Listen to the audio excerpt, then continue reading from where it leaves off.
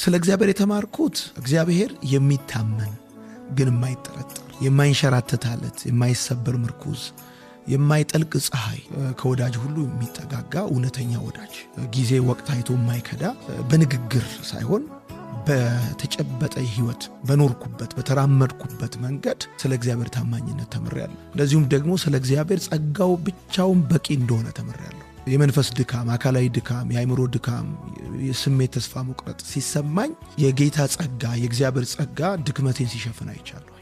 ከምንም በላይ ከኔ ዝግጅት ዕውቀት ችሎታ አብሮኝ ካሉ ከሁኔታዎች ሁሉ በላይ የእግዚአብሔር ጸጋ ጉድለትን ሲሞላ ድካምን ሲያበረታ አይቻለሁ።